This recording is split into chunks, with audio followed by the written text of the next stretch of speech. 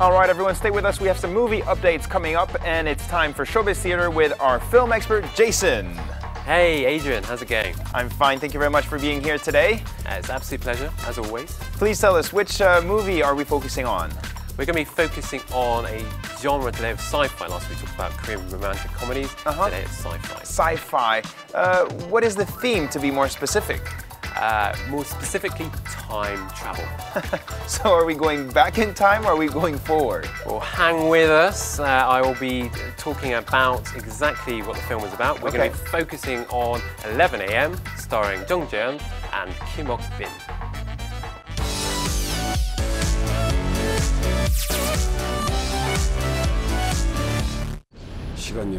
Researcher Woo-seok, who is working on a time-traveling project, receives word from the investment company to halt the project. Even though Ji-won and other researchers try to stop him from working on the project, Woo-seok tries out a dangerous experiment with Young-eun and succeeds in traveling 24 hours into the future to 11 AM the next day. But Woo-seok and Young-eun succeed in finding the CCTV, which is the sole evidence, and returns to the present. They restore the infected file and starts tracking the 24 hours. But they see the researchers being killed in the CCTV. As 11 AM approaches, the deaths in the CCTV occur and the lab explodes. Woo-seok tries to continue the experiment until the end, and Ji-won and Young-eun tries to stop him. The three face the shocking truth in the hidden time. All right, so Jason, let's focus on 11 AM, also known as, what, AM11? Yeah, there are two titles. AM11 is a kind of literal translation, but 11 AM is something that I think English speakers and we'll stick with that. Speakers are more familiar with. Yeah. Okay. Now, this movie tackles a new genre, sci-fi. I'm saying new because it is quite new here in Korea. Yeah, sci-fi films or science fiction movies haven't traditionally been very popular in Korea, both Hollywood films and Korean films. And in fact, you haven't really seen that many Korean sci-fi films until this year. Yeah. We've seen Snowpiercer, of course. A few months ago. A few months ago, which is a critical and commercial success. And now we've got 11 AM, which is a sci-fi film that looks at time travel. So it's a new trend. It is a new trend. It's great to see Korean cinema further expanding its scope. Korean cinema is well known for the number of genres it tackles, and now it can add a further genre to its whole list of genres that it. And diversity is always good. Diversity is fantastic, and that's what Korean cinema is renowned for. And I think this further cements that reputation. Is this movie a big budget film? I wouldn't say it's a massive budget, especially compared to like a Hollywood kind of time travel movie. And so you can see some of the kind of budget restraints in the movie. There are some decent visual effects, particularly in the beginning.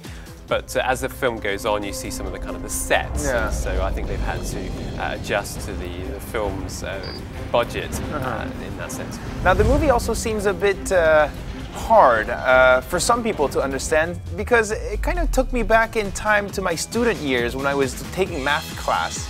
Cosine, sin, tangent. Yeah, there's a lot of this kind of terminology thrown in. Formulas. Formulas, and they brought in some researchers rather to help develop the narratives so that it was scientifically sound or coherent. Did you understand everything? I mean, I tried. There's certainly some things that I'd like to watch again so I could understand it a little bit more. But I think the narrative comes together relatively well. What do you think is the focal point of this movie?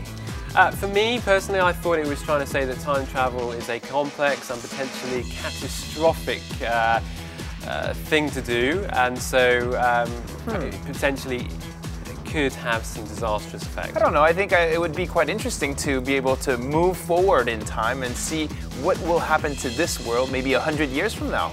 Yeah, absolutely, and I could see my great-grandkids and see what Korea's like in 100 years, or back home too. But I think the chain of events in this movie seem to suggest that it comes with some serious risks. Yeah, let's stick to the present. Exactly.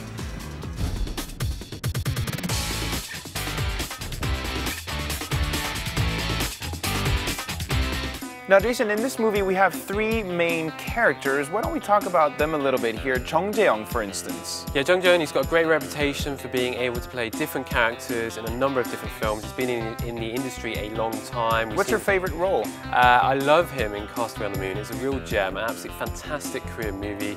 And he plays this character that's on this island in the middle of Seoul in the River Han by Yeouido. And he plays this rather interesting, complex character. And he's also in films like Confessions of Murder and also Moss as well. What about in this movie? What kind of role does he play? In this movie, he plays a rather determined, somewhat irrational scientist, and he's determined to make this experiment of time travel work. Now, he has personal reasons why he wants this to work, but as a result, those around him are subject to his the madness. Yeah, the madness and the risk that he's taking as well, because there are obviously risks involved in time travel, and he has his own kind of personal agenda, although the agenda, of course, is to make a scientific breakthrough. Now, so our viewers will be able to meet him as a physics doctor this time, but he's also going to star in another production soon. Yeah, he's in this new film called Plan Man, and it's going to be an interesting romantic comedy starring Han Ji-min, right? And he's going to completely change himself again. Yeah, he plays this rather interesting character of someone that's afraid of dirt. And, he tries to stay away from, I think, from crowded places or something like that. All right.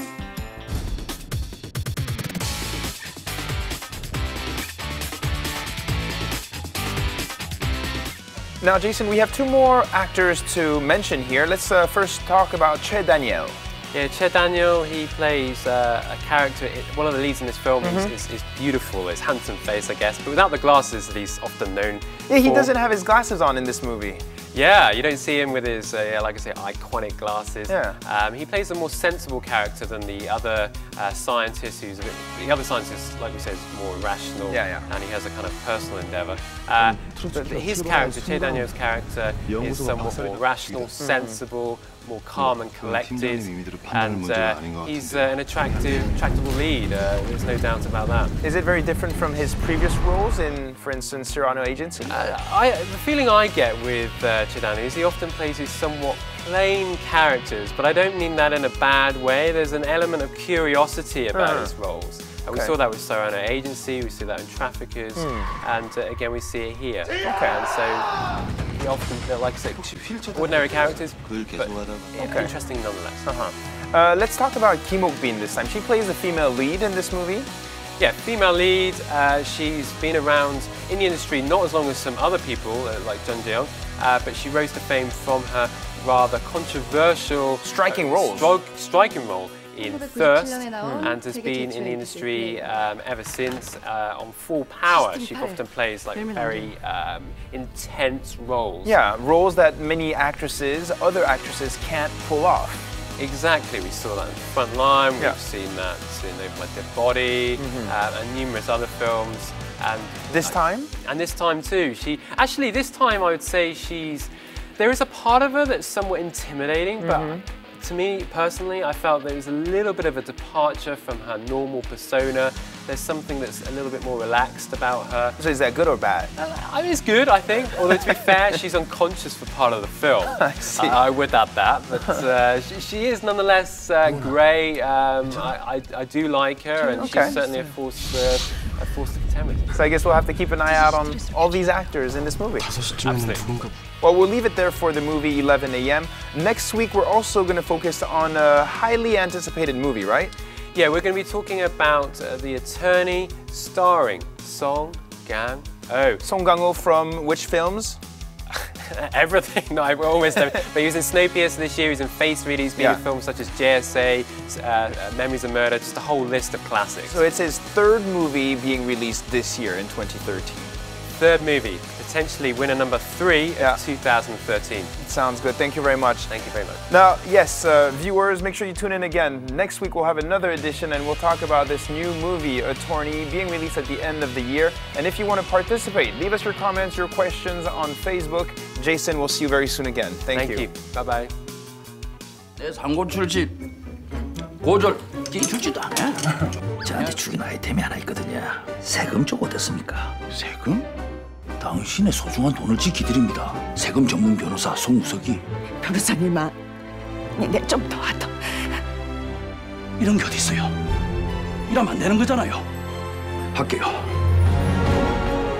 포기 안 합니다. 절대 포기 안 합니다. 무죄면 무죄 판결 받아내야죠. 그게 내 일입니다. 대한민국 주권은 국민에 있고 모든 권력은 국민으로부터 나온다. 국가란 국민입니다.